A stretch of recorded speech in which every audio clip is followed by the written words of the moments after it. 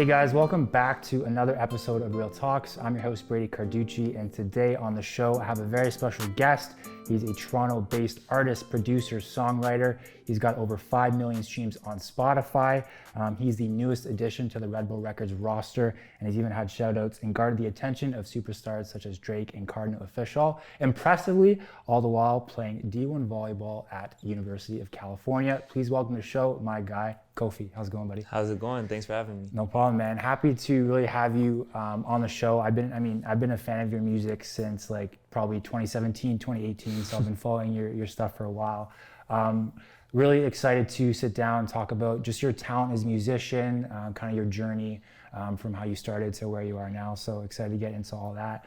But I mean, I feel like I have to start the interview off asking, about COVID. We're living through a global pandemic right now. So how has that either affected your lifestyle negatively, positively? Like how you've been dealing with that? I mean, I try to look at the good in every situation. Okay. So obviously COVID has been detrimental to so many people's lives. Mm-hmm.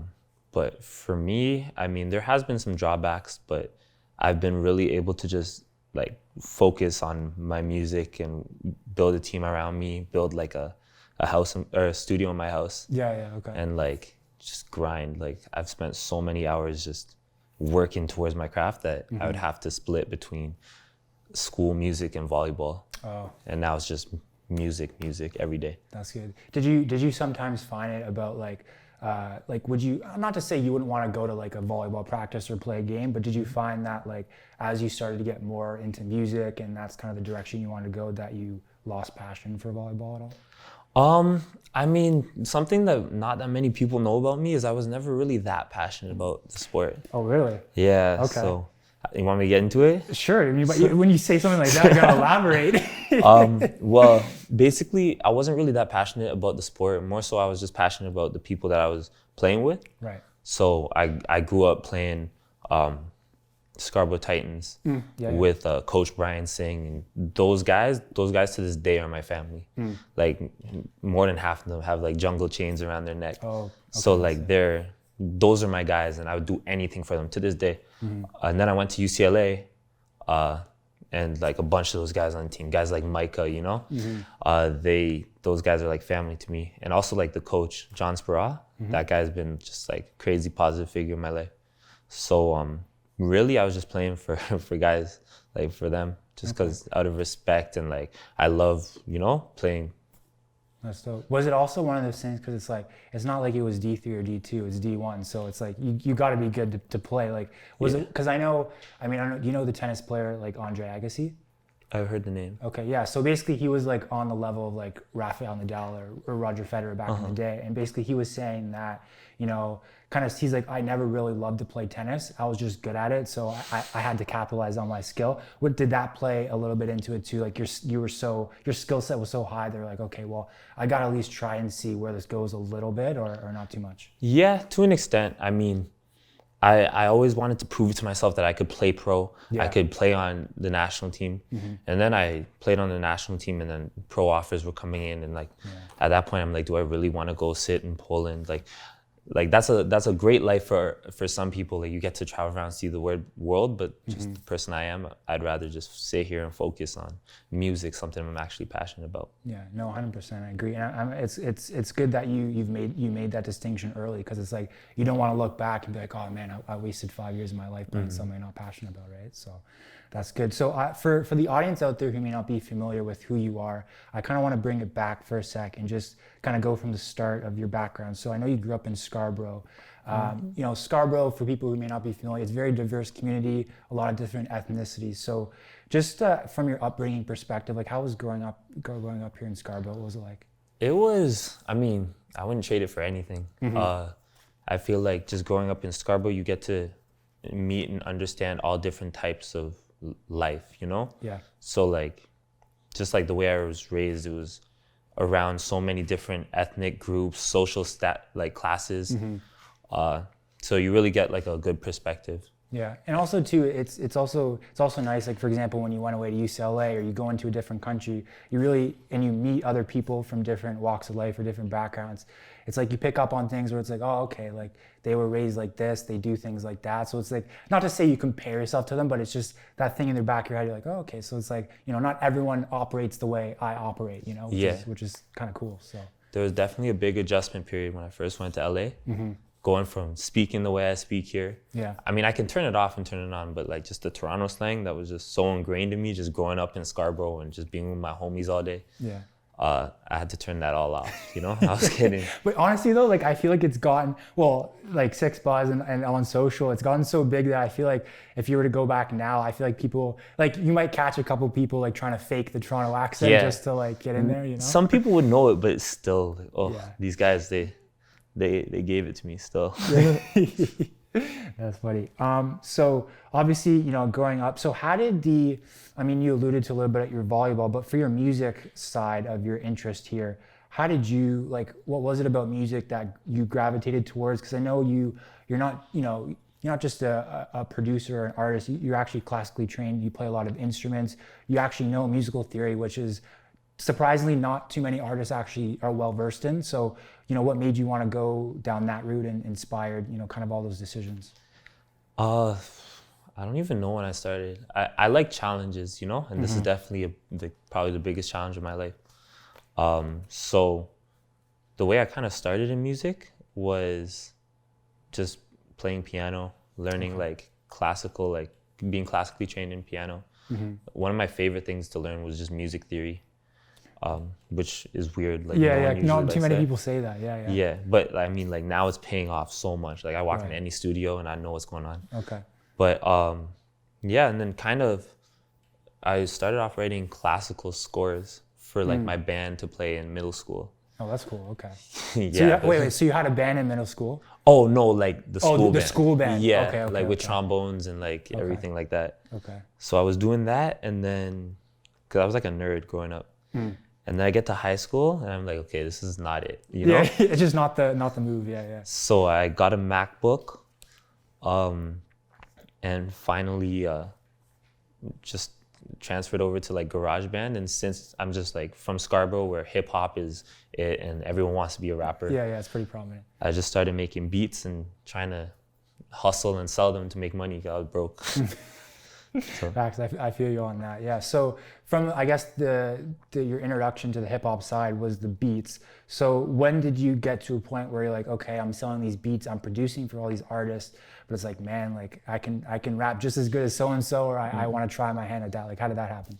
I'll tell you exactly how it happened. Okay, so run it down.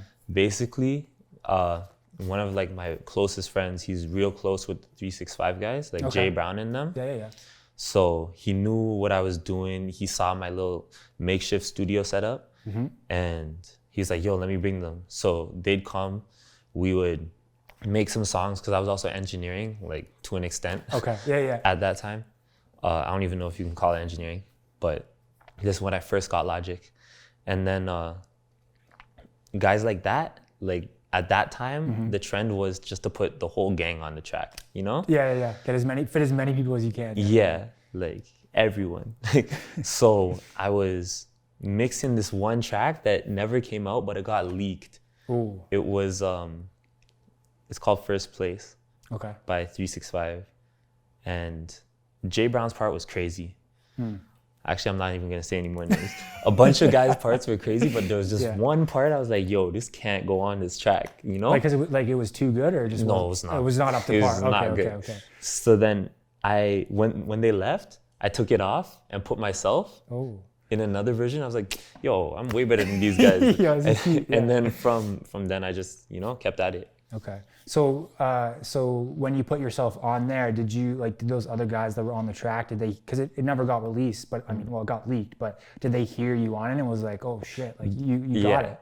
Well, no, they never said that. They never gave it to me. Because I was like, yo, listen to this. But in their mind, like they can't just diss their homie and take him off, True. Which I can't fault them for that. Of course, yeah. But Yeah, it was the version with me that got leaked. So all fingers were pointing at me. So Yeah, we might be able to. I don't know. We can scourge the internet to see if we can find it. You know, I don't highlight even your know if verse this reel is right years here. ago. This is years ago. But yeah, that's how I started, and that's why, because I was like, yo, I'm mixing all these guys. At that time, I was also working with Bugs. Oh yeah. Okay. So I was like, I'm working with all these guys. I can rap, but I can also sing because I've just been like singing. Like I was like a closeted singer my whole life. So I was like, all right, I could do this. Okay. And then I started working. That's it. So would you credit a lot of your, like, you know, going into the studio and engineering and producing for a lot of these, I guess you would say Toronto artists, did that help to build now when you're, you know, actually going on tracks and building your career, you know, in terms of relationships, like, oh, you have Boogs come on and come on a track, like, did that help form a lot of your music relationships, like, later on? It helped, no, to be honest, like, Not it really. didn't, no, like, my relationship with, like, Bugs and Jay Brown, like, that's solid, but no other relationships really came out of that, you know? Okay. But Like, was that just because, like, just the vibe, you're just more, like, vibing with those two guys in particular? yeah, Okay. I mean, like I could ask them to connect me with other course, people, yeah. but I was working with my old manager. His name is Ellie. Okay. He is just Man, crazy connected. I've heard Ellie's got the sauce in terms of connections. He I don't has want to the like connections. throw names out there, but he's got the sauce. He When it comes to has connections. all the connections, and that's where I'd say a good like 80% of the connections in the music industry that I've gotten have came from. Okay. So how did you? I know he's not managing you now, but just for background history's sake, like how did you guys initially get? He's a volleyball guy. Oh, he is. Okay. He's like a heavy volleyball guy. His family is like a volleyball family, and basically he was coaching my sister actually at the time, and then basically from there it was actually Q. For those of you that don't know, Q is like my homie that like if I'm in the studio, he's in the studio. Like we're doing this, and he engineers as well. So it was actually Q. He was sending a couple songs of mine to Ellie. Okay. And then Ellie was like, do you have like something more commercial, like, you know, because I was making Toronto tracks. Right. So he's like, oh, like something more for the masses. Yeah. So I went home like that day and then cooked up this track called All For You, and he liked it. So Okay. ever since then, like he'd come out to LA and whatnot. This just popped into my head, but so I guess you can kind of have a comparison. You know you're getting managed by Ellie, but you have new management now. What, in your opinion, as an artist, someone who's represented, and when you go into business, I guess rooms, this person is representing you. What, in your opinion, what makes a good manager? Someone who is down to do anything, like someone who isn't above anything, because that's how I am as an artist. I'm not above anything. Like I'm the person uploading my tracks to DistroKid. Okay. You know. You're not pawning that off to somebody else. Yeah, like I'll do it myself. There's some things I hate doing, but like if it comes down to it, I'll do it myself. So someone like that. Connections help. Connections, yeah, but also too is like you just said willing to do anything, but also I find that goes with that is like has your best interest at heart. You know, he's like because you know like money or when you're not in the room, he's talking to somebody. He could not to say that not to say all managers do this or managers have done this, but it's like they could be making like backdoor deals or just would you know when it comes to money kind of do deals that would be more so in their benefit rather for sure. yours. So I feel like that's important as well. Trust is super important. Trust. If you can't trust them, you can't work with them. Yeah, 100%. It's hard to know who you can and can't trust, but yeah. So how do you go about figuring out who you can and can't trust? I mean, it's just like anything. It's kind of like I can figure it out with time. Yeah, you kind of figure it out with time, and that's part of like the reason why like I'm working with some people now that I wasn't working with in the past, and vice versa. Yeah. So yeah, I mean, at the end of the day, they have to understand that it's your art and it's your life, you know? True. Yeah. So like I can't really just like go off and do something else, you know? At this point I'm in this. Yeah. Whereas they can, so they have to be very sensitive to that. True. That's true. So I kind of wanted to start, you know, we got a little bit about your background. I know we took a little bit of a tangent about all this stuff, but in terms of just building your career at the beginning, you know, flashback, you're a new artist, you're trying to establish your brand. What were maybe some of those early day struggles like for you? what are some things that you reflect back on? You're like, oh man, you know what? If I only did this differently, or I did this better, I would be 10x where I am now. Because I think it's really important, especially for new artists who are watching, maybe, even if you can get into some advice of some things that, you found that worked for you or didn't work for you. Probably the number one thing that I would say is like, as a young artist, you're always like looking up for like a handout, Okay. So like I'm doing my thing. I see like a guy like Drake follows me. Right. I'm in his DMs. I'm asking handout this. Right. Preen following me. I'm asking handout that. Which to be clear, he does. Yeah. Okay. But it's not like, first off, you get no respect asking for handouts. Right. Yeah. You get more respect when if you have a little flame, you just fan your flame and you really focus on your fans, because your fans are literally like my fans are everything to me, because without them, nobody cares, Yeah. Yeah. So like, I would just, instead of like looking up for a handout, I would just like stay in your lane and do what you're doing and fan your flame. And when your flame grows, people are gonna just pick up on it, Yeah, and also too, I like the analogy you use of like fanning your own flame, because it's like, also too, it's like people who are, let's say, quote unquote, one hit wonders, where you were saying it's like they don't have yes, they have the big hit, but they don't really have that core foundation. And you just see in acts in the past where that really goes to show. And also too, I mean, like Russ preaches about this all the time, about like having a core fan base, because it's like, from someone who's not in the business or someone on the outside, like, even if we're just strictly speaking concerts, like, you post up about a show, hey, I'm performing at the Phoenix, hey, I'm performing at Mod Club. Those core fans are going to be going on the website and, okay, I got to get that Kofi ticket, I got to get like the VIP, the meet and greet, like all that, right? And I don't think people really realize how hard it is to sell out a 1,500 person venue, a 2,000 person venue. So it's like, those core fans really do a lot for you. So how have you, like, I guess, not developed your fan base, but, well, I guess you could say developed your fan base, but also keep them engaged over the course of your career? Ooh, that's kind of something I'm still trying to figure out. Okay. Like, I have like a core group of fans, and like, I call them the ride or dies. Like, like they just, like they ride or die for you. Yeah, more than I do for myself. Like, okay. I don't understand it some days, but yeah, I appreciate it. Of course, That's all I can 100%, say. 100%.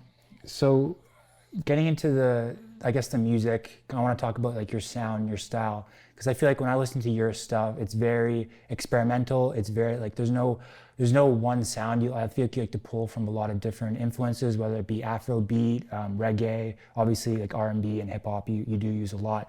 So where do these influences come from? And then do you ever are you ever nervous or scared to maybe like get too experimental, or just be like, oh, you know what, like I really don't know if the fans will like this, like, do you ever get into those circumstances? I have so many. It's crazy to me that you say I'm experimental and I do a bunch of things, because if this is my spectrum, this is what I release, like. Really? Okay. Yeah, like I have songs that they're literally just called like concept tracks, like just stuff that I don't think I could ever release. Right. But I feel like if I were to release it, maybe I'll release them on SoundCloud. There will be like maybe my core fans would they'd appreciate it. Yeah. Because those are songs that actually like mean the most to me, So I don't know.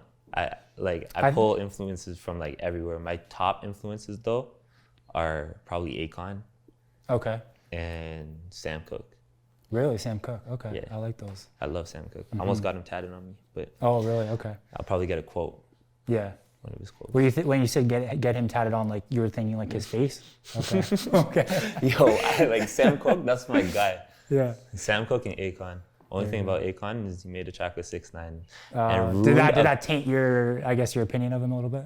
Yeah, it brought me from like 110% to like 109, but okay. like only percent, but yeah, 1%, but like, Locked Up is just such a banger. Yeah. You can't put 6ix9ine on that. I know. I'm sure he has his reasons, know, and I know he's a smart businessman, but that hurt. As a also, I don't think I'm a big as a fan, Akon fan as you are, but I do enjoy his music. I feel like we can just let that slide and not pay too much attention to it. I don't know, but He's doing a lot of work, so yeah, we'll have to let that one slide. Yeah. So I feel like the two songs that at least put you on the map globally in Toronto definitely would be Came Up and Wake Up. So when you were in the studio recording those tracks, now this may depend on the artist, but I know I've heard stories where some artists were like, oh man, like I know when a hit's a hit, like I just know. When you were recording those tracks, like did you have that like aha moment, like we got something here, or was it only until you realized the streams are going out there, like, okay, like we got something? Well, I actually kind of knew those tracks though, I'm not gonna lie. Okay. There's some tracks when I thought I knew, like Baby Girl, I thought that one was out of here, but it just wasn't. Could have been a marketing thing, but I don't know. But those tracks, yeah, it's crazy to me because those are probably like the realest tracks. In terms of like vulnerability and what you're saying on it? Yeah, like Wake Up, yo, I'm dead serious. I really didn't even listen to that track for like maybe like 4 months after it came out. Really? Yeah, I didn't listen to it. I was like, I don't want to hear this. Yeah, because it was Went just, to a party after that. Really? Okay. Because I guess you're just the stuff you're talking about, it would just trigger like memories and emotions and stuff, or? Yeah, just, being young, breaking up with your girlfriend. Yeah. Luckily, I don't know why, like I was just cheesed. Like I was just so pissed. Yeah. Was it like a first heartbreak kind of thing, or? Like, yeah. Okay. I'd Well, say that hurt. I feel like that hurts like extra. Yeah. Oh, there's levels to it. There's drama involved. Jeez. But we won't have to speak on that. Yeah, but yeah. There's like that song, I remember it was Micah, he's like the feature on that song. He's like, yo, bro, like, come on, get out of your bed. Like, Yeah, let's go to the studio. Like, yeah. And then the studio was like across the hallway from like. Oh, okay. So it was in like the house. Oh, it was in the house. Okay. It was in the okay. house. Like we both lived together. It was in the house. So we went in there. It was like 7 p.m. on a Friday, and then made the track. I freestyled it. I was that pissed. Like I didn't even write it. Not one bar. I literally just like freestyled the track because I was just that pissed. That's why it's like, I think people like the emotion in the track more than the words. Like the words are just like so simple. Yeah. But yeah, it's because it's the way you're saying them. Yeah. Yeah, just no cap. Yeah, no filter. Yeah, exactly. So So you just said you felt like you could freestyle off the top of your head that track when you're angry. So like, can you like, is that, I don't want to say a formula, but it's like if you want to just bang out a track, you just, man, I've like got angry right now. Like, is that what you do, or do you has your creative approach like changed since you made those two songs? I mean, I kind of have a different creative approach for every song. Like, okay.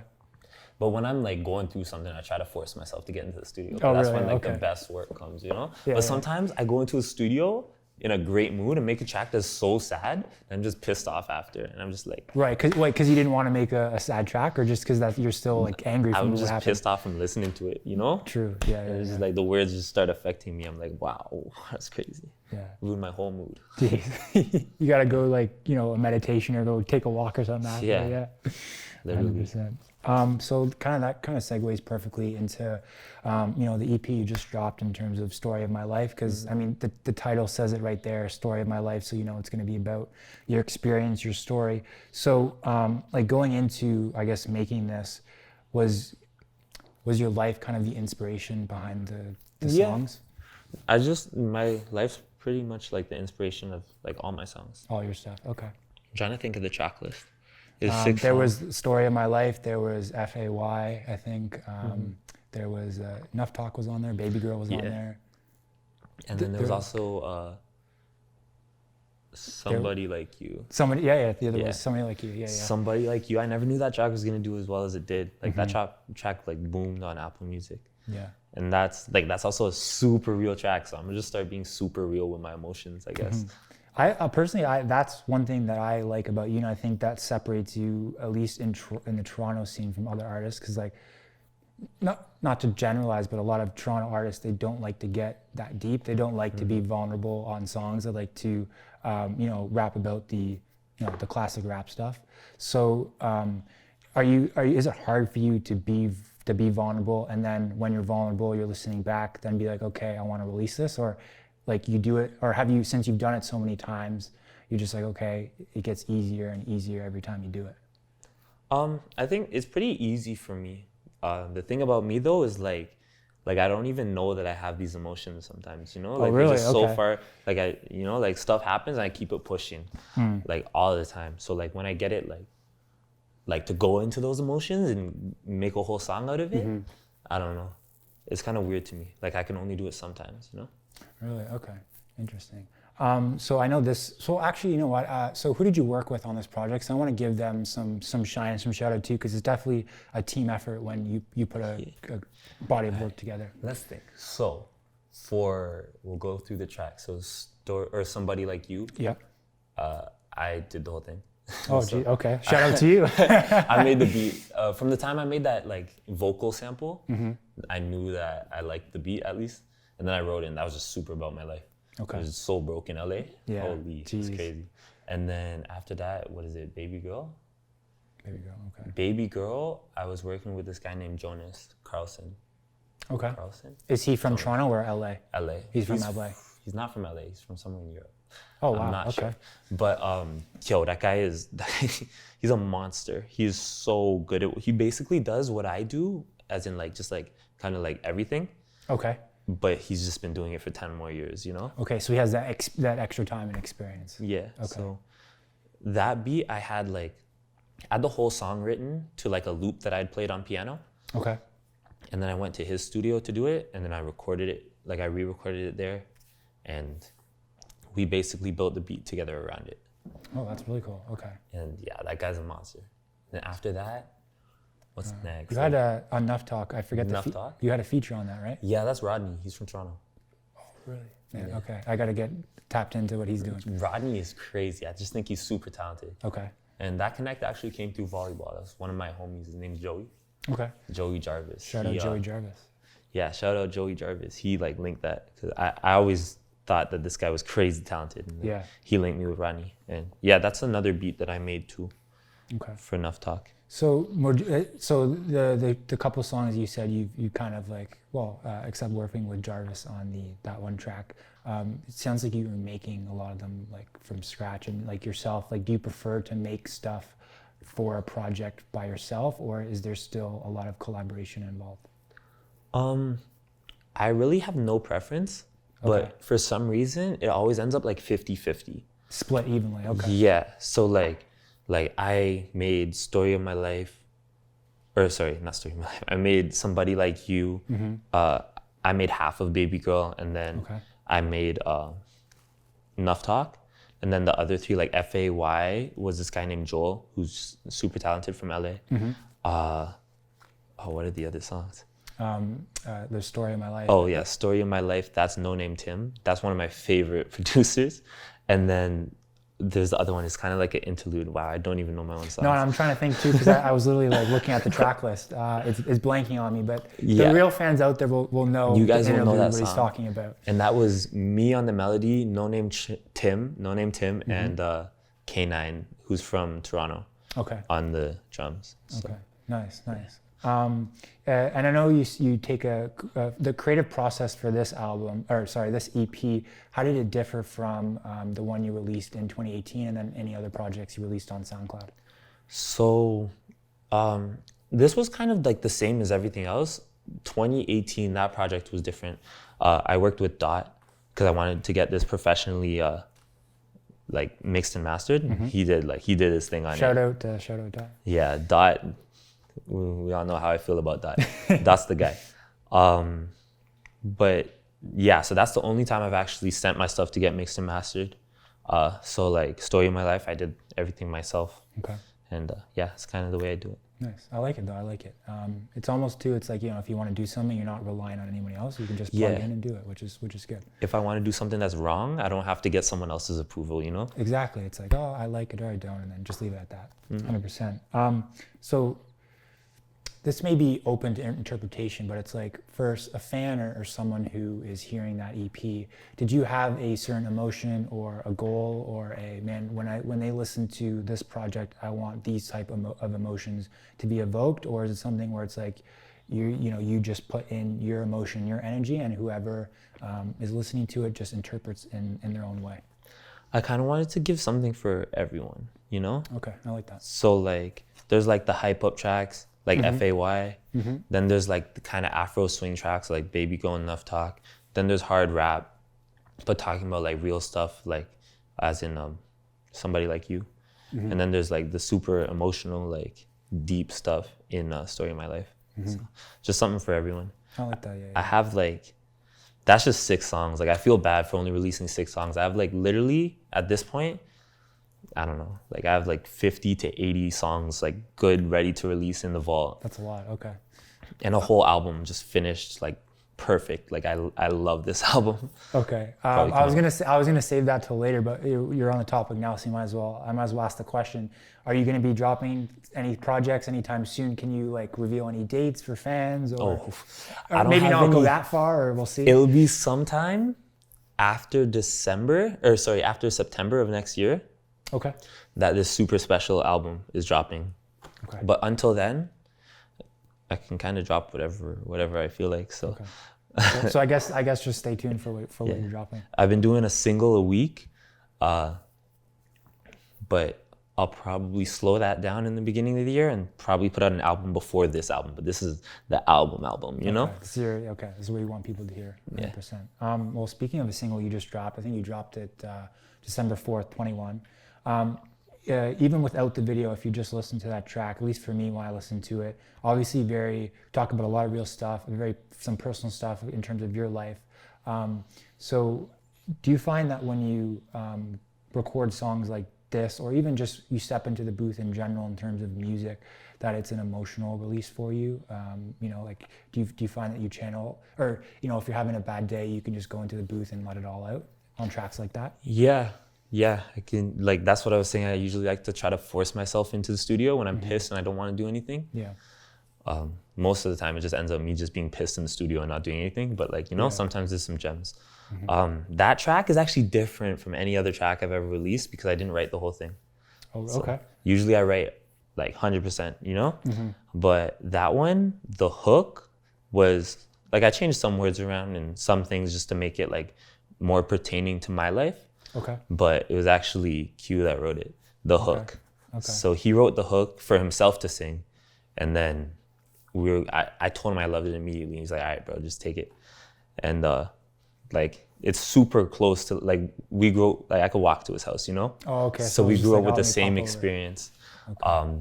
Grew up around the same type of stuff. And you know Scarborough, like, you know, like, I mean, most people do make it to 21, but at the same time, there's a bunch of people that haven't, you know? And so like, we both lost people, and it never gets easy, you know? Yeah. So I guess would you say like a underlying theme or message is like you wanted to not give shine, but like kind of show that, like, you know, not everyone's lifestyle or not everyone where they come from is the same, and not to be mindful, but I feel like it's important to share those stories because it's like everyone has a different upbringing, and you know, no matter if you come from somewhere that's super, you know, rich and lavish, or if you come from somewhere that's like more so poor or, you know, middle class, I feel like a lot of us share the similar struggles, different but similar. Yeah, it was kind of that, and also, well, like for him when he wrote the hook, and I wrote like the verses based off of that. Yeah. The verses were just super about my life. Yeah. But basically the whole song is kind of just about, like, you don't have to be in the street to be affected by it. You know what I'm saying? Yeah. So like me, I was lucky. My coach took all of us. Literally, if you look at my team, these are all like, I'm probably like the least hood baby on the team. Okay. You know? So luckily he brought us out of all that stuff that we could have been getting into at a young age. But you know, just because we weren't in that doesn't mean we're not affected. Of course. You know, like our homies call us, they need something in the middle of the night. Like, you know, losing people, like I said. So. Did you ever fear yourself maybe tipping or going in that direction? Yeah, there's definitely so many, like, I could get pulled in like that, you know? That quickly or that easily? That easily I could have been pulled in. But like I said, Brian, he's a big part of that. This guy had me, I was a ghost. Like, literally nobody knew where I was because I was training here, I'm practicing there, you know? Right. I'd even like go to his house and like train. Wow, okay, wow. So speaking of, I guess, that's kind of ties into the theme of growth, because I think this year in particular, there's been a lot of growth career-wise for you. I mentioned in the intro, you just signed with Red Bull. So what was it about, we'll start with this, what was it about Red Bull that, you know, made you want to sign with them versus, you know, potentially any other offers you had on the table or going with another label? At the time, the only two serious offers I had was Red Bull and APG, which is a subsidiary of Atlantic. Yeah, yeah. They have like Youngboy and those guys. So And- two pretty big labels vying for your attention. Yeah.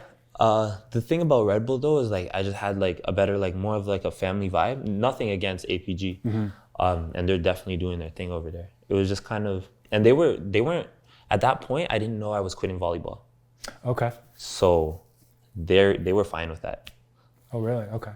Yeah. So that was kind of like, that's a deciding factor. Okay.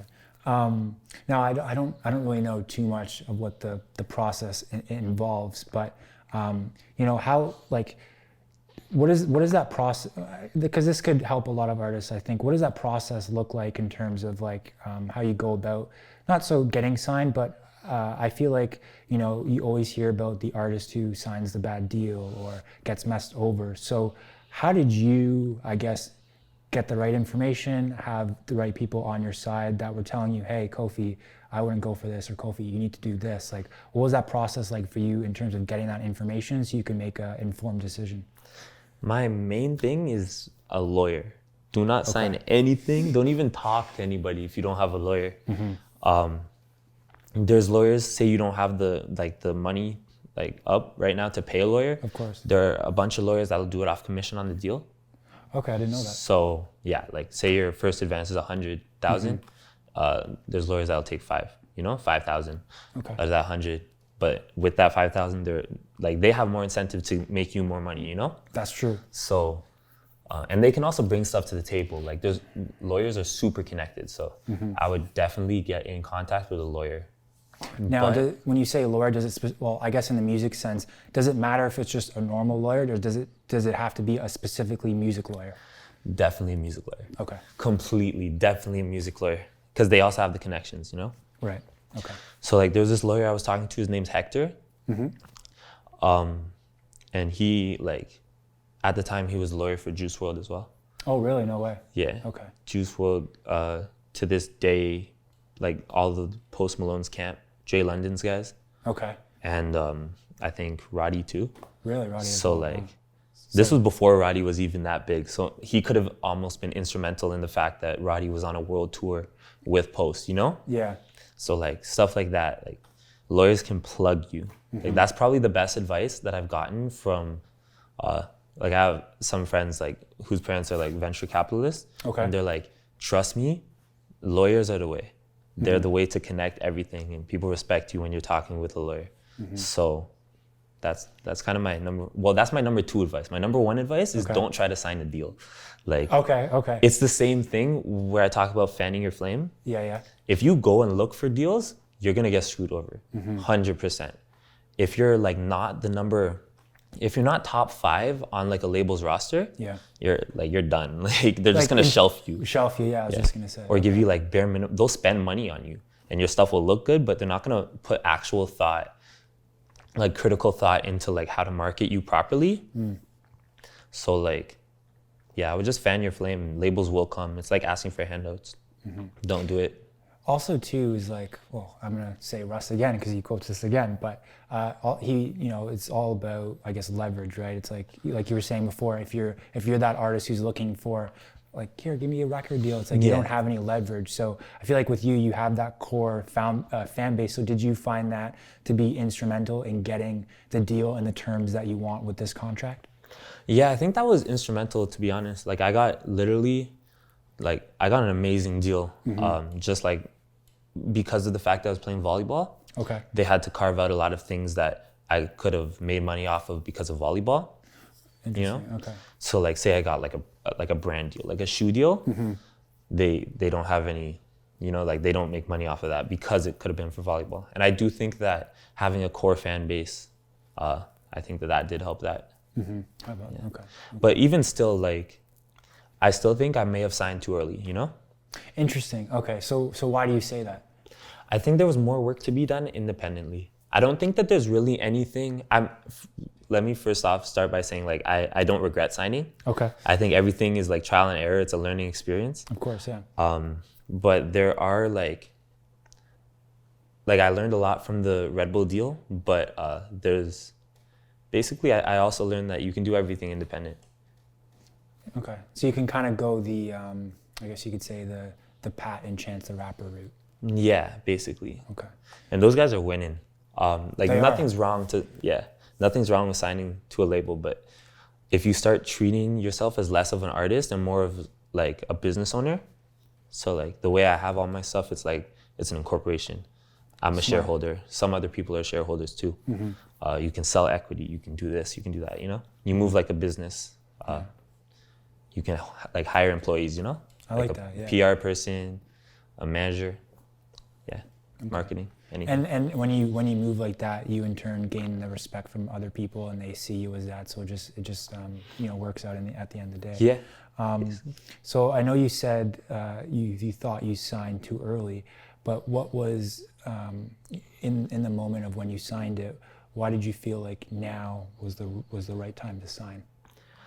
I'm gonna be completely honest. I'm not from the hood, but I'm like I grew up around it, you know, and like growing up, like I never had money like that, you know, like my parents worked so hard. I can never take anything away from them, but like we didn't really, like we had some nice things, but you know, it wasn't never like that. Yeah. But like if you look at like over the course of like say 4 years and you're looking at over $500,000 and you're 18, you know, you're gonna sign. It's tempting to anybody. Yeah, like I would have signed the first deal, and then my guys in my corner was like, "Oh, okay, hold on." You know? Take a step back for a sec. Yeah. Okay. Well, okay. So that brings up another point. It's like because that's what I feel like. That's kind of what labels can do. They can wave the money in front of your face because they know a lot of young artists will go for that. So would you say that could be another piece of advice that you'd say? Be like, don't get swooned in by the labels trying to razzle dazzle you. Yeah, I would just like once you're in this industry, like 100,000 and 150,000, that's not a lot of money. Right. It'll go through like I spent $100,000 in like less than a year, like just doing, not even on music videos, just on like clothes and stuff, like you know. So, like don't let that fool you. You know, you can make that independently. Of course, 100%. Yeah.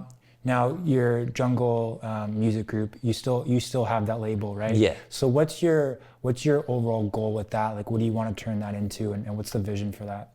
Well, right now we have some producers signed, so Okay. we're doing like some BeatStar stuff on YouTube. Nice. But the way that it started is just like, I'm from this area. It's called Paradise in Scarborough, and there's so many talented artists. None of them have a voice, you know. So I just want to give them that platform. Like, if they ask me to come to my studio, if I can do it, I'm in there with them, you know? That's good. I like that. Yeah. So yeah, just like stuff like that, trying to like shed a light on people that don't really, and some people end up going super far. So like, I don't know if you know who Velo is. Oh, I know. Yeah, I know who Velo is. Yeah, so Velo, he's actually the one that came up with the name Jungle. Really? Me and Velo I did go not know way that. back. Velo came because we went to the same high school. Okay. And I was older than him, and everyone knew I was the one making beats, you know? The guy came up to me with his low-ass voice and started just rapping to me in the hallway. Yeah. And I was like, wow, this guy's serious. So we tapped in. I even brought him to LA. Okay, nice. Awesome. Yeah, so he's like a Jungle guy. Okay. But he's doing his own thing. I know you mentioned you're in the process, or you have signed some producers. Are you looking to also sign artists as well, and engineers, and kind of go the whole way? We're in the process of signing artists. We actually have some deals that are like getting worked out right now. Okay. But I want to kind of stay away from the whole hip hop rap scene. Okay. Is there any particular reason why? I just don't. It's kind of like not played out. It might be overdone. Plus, I don't know what's best. Like, I always have love for hip hop, you know? But I like every single type of music. So, like, you'll catch me listening to country, you'll like classical. It does not matter. You have a wide range. Yeah. Like, super wide. Okay. So, like, I don't know. Like, the one girl that we're working with right now, she's not even a hip hop artist. Okay. What type of music does she do? I don't even know how to describe it. It's like a fusion of things. She can do anything. Her voice is just insane. Like she can do anything. That's crazy. But yeah, probably not hip hop. I'd say like maybe R&B, more so like we could do pop. It's kind of up to her. Like country even, or? She could do country. I don't think she would want to do country though. Yeah. It's completely up to her. Right, yeah, she has that freedom to choose and pick. Okay, awesome. So for people out there who want to check out your stuff, stream your music, follow you, and just get more tapped into what you're doing and who you are as a person, where's the best place to find you at? Best place is probably either YouTube or Instagram. Instagram is at JMG Kofi, Kofi. Okay. And YouTube is just Kofi. Okay. And then from there, I always have like my link tree in there. So that has everything. Okay. From like, everything. Perfect. I feel like Linktree is essential these days. You That's gotta have it. Yeah. So guys, we'll make sure to leave all those links in the description box below. So when you guys watch this, pop right down and you'll be able to access those links right away. So I know you mentioned a few of the things you want to drop in terms of albums, but I guess music aside, if you want to get, or not music aside, we can include music in this. Do you have any other goals or things you'd like to accomplish? I know it's almost January, but we'll just say going into the new year. My goal for 2020 was just kind of like to grow and not really just get held back. So I think we literally just had to talk about that in the car. I think that it's been going well, and I just want to keep the momentum going into 2021. I just want to move flawlessly, no hiccups. I like that, yeah.